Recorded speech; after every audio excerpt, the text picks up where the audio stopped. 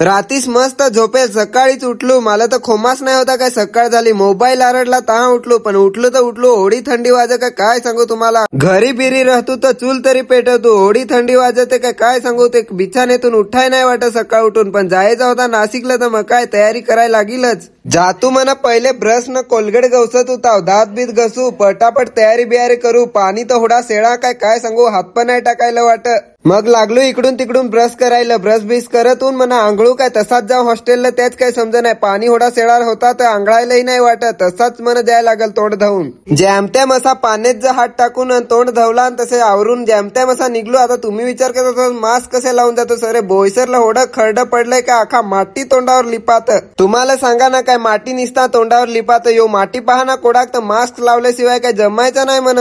जॅमत्याम आम्ही दोघंही कसक तरी धुळातून जसं बाहेर निघलो. दोघ जण मित्र वाट पाहतच जवारलं ना आम्ही निघलोय बोईसर वरून. मित्राला सांगा काय होडे दूर म्हणा जायचं आहे तर पहिलं म्हणा गाडीत म्हणा पेट्रोल टाकून घ्याव. तर पेट्रोल म्हणा फुलच टाकून घ्याव. कसाक म्हणा कोठा बंद नाही पडली पाहिजे.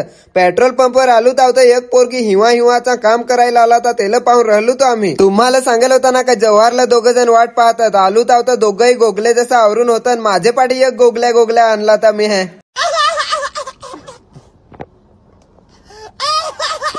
त्यांना तिघांना सांगा तू गोगल्या, पण मीही ना तेतलाच गोगल्या. मग काय आम्ही लोक निघलो. लोक नाशिकला म्हणा पोहोचून मग काही नाही आराम करू. येता मस्त एक डॅम लागतो. मग काय तोंड आखा काळा ठोन करून ठेवेल. तर मग काय आलून तसे पटापट धावला. डॅम तर जाम भारी होता.